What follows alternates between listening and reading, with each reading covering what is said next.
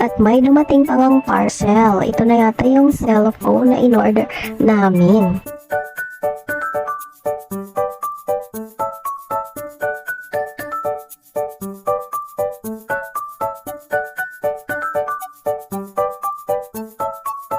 Expected namin na Oppo Reno 8, pero ang dumating hindi pala.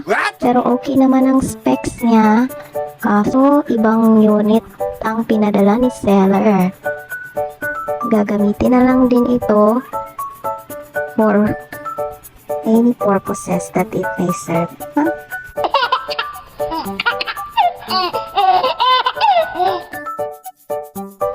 Ito na nga ang phone.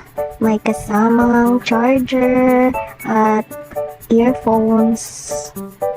Okay naman ang kanyang specs. Magana naman ang accessories. Maganda naman ang